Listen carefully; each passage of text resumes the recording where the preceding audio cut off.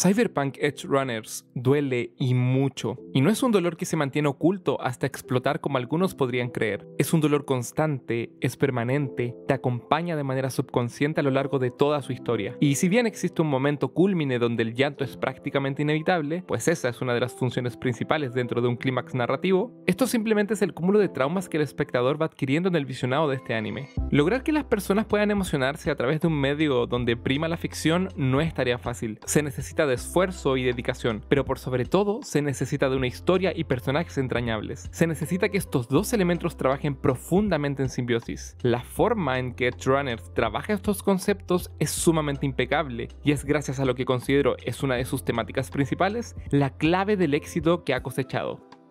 Generalmente, cuando contamos historias, se busca conectar con el espectador, y esto se puede lograr de diversas formas, pero dos de las más importantes son el reflejo y la empatía. En el reflejo podemos vernos identificados con los personajes, con sus problemas, sus traumas, sus alegrías. El mero hecho de percibir que, aunque ficticiamente, alguien está pasando por momentos o sintiendo emociones similares a las propias, logra que añoremos por el bienestar de dichos personajes, pues eso es lo que buscamos para nosotros mismos. Y por otro lado, tenemos la empatía, pues como seres humanos tenemos la capacidad de por lo menos intentar comprender al otro. Y aunque a veces no somos capaces, es gracias al método en que los personajes atraviesan por sus estragos y debilidades que podemos entender su actuar y de la misma forma alentar su evolución hacia lo positivo. Cyberpunk hace un excelente manejo del reflejo y la empatía a partir de su primer capítulo. Nos muestra la cruda realidad de Night City, en donde a pesar de existir una cantidad de tecnología abrumadora, gran parte de su población vive en pobreza o en situaciones precarias. Es un mundo controlado por las grandes corporaciones, y en donde literalmente el dinero lo es todo. Sin dinero no hay vida. David Martínez es un joven que se encuentra inmerso en este escenario. Es un joven de mente brillante, pero de espíritu libre y rebelde. Su vida no ha sido sencilla. Vive con una madre soltera que apenas si puede pagar los costos de existencia que exige la ciudad y que, sin embargo, se esfuerza para que David pueda asistir a la mejor institución educativa que hay, pues sabe que su hijo tiene las capacidades. Pero existe un problema. David no logra encajar en aquellos estratos sociales, donde para quienes asisten, la vida siempre ha sido sencilla. No logra encajar pues comprende que no son como él, comprende que viven en mundos separados, comprende que a pesar de ser un buen estudiante ahí, la diferencia es abrumadora. Y no en cuanto a la inteligencia, más bien en cuanto a la moralidad, la ética, la humanidad. Pues David conoce el esfuerzo gracias a la representatividad de su madre, y los otros conocen la comodidad no agotante del trabajo duro gracias al amparo de sus padres. La utilización de un personaje protagónico como David es clave, pues tiene muchas vertientes por las cuales puedes empatizar o sentirte identificado con el personaje. Pues, en primera instancia, la gran mayoría de los que vimos el anime no es que seamos especialmente adinerados o que vivamos en mansiones o gocemos de la vida que el millonario puede permitirse. Sin embargo, considero, y con esto me quiero aproximar a la temática principal de este video, que la esencia magistral que su narrativa presenta no es nada más ni nada menos que la pérdida. Todos hemos experimentado el sentimiento de perder algo, ya sea en su forma material o en su forma emocional y humana. Para algunos, la pérdida material puede suponer la pérdida del resguardo, la pérdida del confort, la pérdida de la seguridad, y para otros, la pérdida emocional supone el sumergirse en un abismo tan oscuro en donde la luz pareciese inexistente e inalcanzable. Y son ambos tipos de pérdida los que marcan la trayectoria de la narrativa existente en Cyberpunk Edge Runners. En su primer capítulo, David Martínez atraviesa por ambos tipos de pérdida, en donde no es casualidad que una sea la consecuencia de la otra. Como había mencionado, David vive con su madre, es la encargada de proveerle de un espacio donde dormir y comer, y que además es su madre, y podemos notar en sus breves interacciones que existe cariño y amor por ambas partes. Empezar una historia arrebatando todo lo material y todo lo emocional supone una muy buena forma de sentar las bases para un personaje querible, pues como la regla primordial del universo de Night City es el dinero por sobre la humanidad, algo que fácilmente puede ser trasladado al funcionamiento de la sociedad actual, David debe verse enfrentado a la muerte de su proveedora tanto material como emocional. Ahora, sin su madre, no existe dinero para pagar las deudas de su hogar, y para multiplicar dicha sensación de pérdida, Edge Runners utiliza el elemento social de la desigualdad para integrarlo en su narrativa de forma estratégica, sensible y perfecta. Verán, tras sufrir un accidente vehicular ocasionado por verse envueltos de forma aleatoria en una pelea armada entre pandilleros, vemos cómo David se encuentra con vida y vemos que llega llega el equipo de trauma, quienes son básicamente el sistema de salud de Night City. Lo interesante de esto es que al revisar tanto a David como a su madre, el equipo de trauma se da cuenta de que no son clientes, es decir, no pagan por el servicio, por lo que automáticamente, y aún existiendo la posibilidad de salvar la vida de una mujer, simplemente no es digna. Ven como desde el primer detonante de la trama podemos presenciar el cómo la pérdida funciona de manera tan despreciable, y no es solo eso, pues el cómo la historia se entrelaza con el universo para mostrar el funcionamiento del mismo no deja de ser impactante.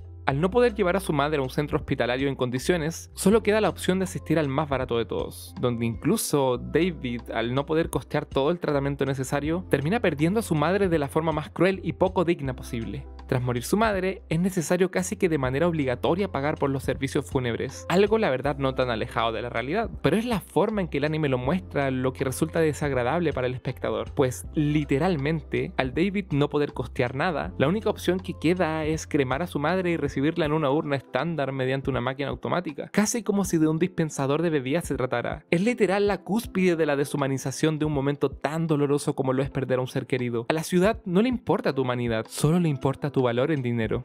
La forma en que David decide dirigir su camino hacia la ruta del cyberpunk también aporta y reafirma el concepto de la pérdida como fuente narrativa fundamental dentro de la historia. Decidir es el acto en el que conscientemente debes optar por una u otra alternativa. Esto, como toda la vida, puede llevarte por diversos caminos, algunos más oscuros que otros, y para David, al darse cuenta de la pérdida de una vida que, aunque poco digna, seguía siendo una vida que lograba satisfacer necesidades básicas para un ser humano tales como la comida y el refugio, decide que su única opción es un camino que, en primera instancia y sin estar en conocimiento de aquello, lo llevaría a la mayor pérdida de todas, la pérdida de la vida, la humanidad y la mente. Resulta curioso el hecho de que, literalmente, a lo largo de la historia no podemos percibir ninguna ganancia real para la vida de David. Y sí, es cierto, consigue un grupo de personas con las cuales puede compartir, aprender y sustentar su existencia en la ciudad. Pero incluso el mero hecho de haberlos conocido supone lo que yo considero como el cúmulo de pérdidas emocionales y humanas más grandes que la narrativa puede proveer para su personaje. Partamos por el principio. David conoce al grupo de cyberpunks gracias al encuentro con Lucy, algo que sí se presenta como una mera casualidad. Pero lo que más importa de este suceso es que lo que en un principio se plantea como un suceso netamente aleatorio, se transforma y muta en algo que podría percibirse como el destino, pues el líder del grupo, Main, tenía contacto con la madre de David, pues ella era su proveedora, y eso es un recurso narrativo sumamente eficaz y bien utilizado de los roles de cada personaje. Sabemos que el trabajo de la madre de David no alcanza para cubrir los costos educacionales que su hijo requiere, y que además no le alcanza para los costos de vida. Además, gracias a que David encuentra el Sandevistan,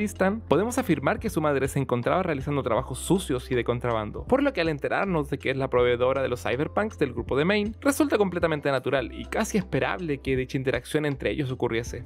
Al encontrarse en un nuevo entorno, suele ocurrir que existe una necesidad de aferrarse a las personas que te rodean en dichas circunstancias, y más si son aquellas personas las que te ofrecen la oportunidad de valerte por ti mismo. Para David, el grupo de cyberpunks se transformó en algo más que unos simples compañeros de trabajo. Para él, se volvieron una familia. David conecta a un nivel emocional con sus integrantes, pues es uno de ellos el que supone un antes y un después en la visión que tiene sobre la vida que llevará. Main, al ser presentado como la voz de la experiencia, cumple un rol mixto, donde sus interacciones van desde el clásico mentor hasta la visión de una figura paternal para David. Es por esto que no es casualidad dirigir la historia hacia un punto donde David debe presenciar nuevamente la pérdida de un núcleo familiar cercano, pues la narrativa lo necesita para su catarsis final. Le quitamos el hogar, le quitamos la madre y ahora le quitamos la figura de un padre. La muerte, como se habrán dado cuenta, es sin duda un tópico recurrente dentro de este anime. No es por nada que considero la pérdida emocional como la predominante dentro de su narrativa. Y si bien podemos visualizar muertes muy desarrolladas como son la de Main o del propio David, existen muertes que al ser tan randoms te pillan completamente desprevenido, pues ese es uno de los discursos esenciales en el universo de Night City. La ciudad,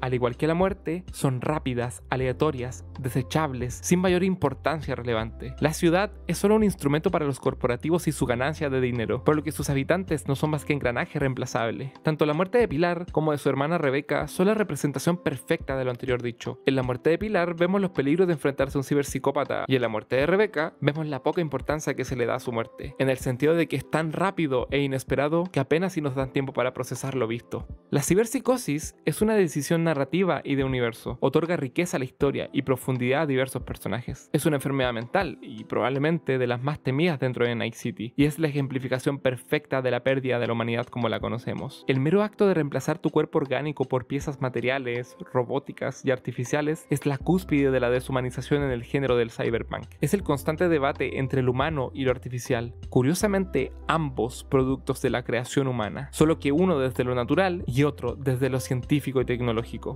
A lo largo del anime se nos menciona el cómo el consumo constante de cromo hace que tu mente empiece a fallar, a delirar, a entorpecer tu humanidad, pues es la intoxicación pura de los sentidos y lo cognitivo. Desde la muerte de Main, quien es uno de los personajes quien termina cayendo frente a esta enfermedad mental, e incluso antes, en los primeros minutos de la serie, se establece que la ciberpsicosis es el final, no hay más. Es el producto de la sociedad en la que se vive y naturalmente, y de forma esperable, el camino de David sigue por esta senda, pues todos deseamos la supervivencia y fortaleza, y nadie puede negar que los ajustes artificiales pueden proveer mejoras significativas a la sustentabilidad del ser humano, pero siempre es el exceso e inclusive la adicción lo que lleva a la ruina a los humanos. David considera que el uso de estas tecnologías es necesario para proteger y resistir a la sociedad. Sin embargo, no deja de ser una pieza más en este rompecabezas de seres desechables y consumidos por las corporaciones. Corporaciones que, al fin y al cabo, son ellos quienes fabrican dichos productos, logrando que al final del día, lo que más luchas y reniegas es lo que termina matándote y quitándote la estabilidad física y emocional.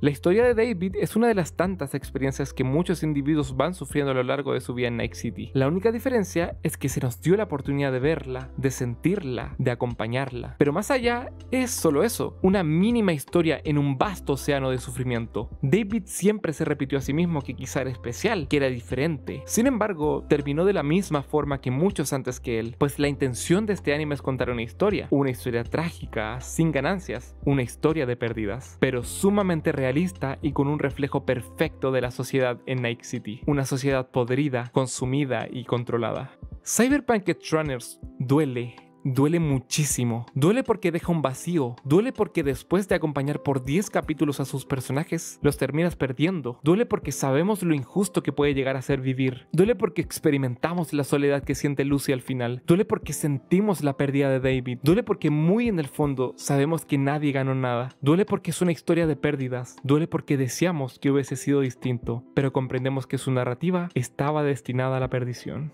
Muchas gracias por ver. Si te gustó, dale like, comparte el video y déjame un comentario. Nos vemos.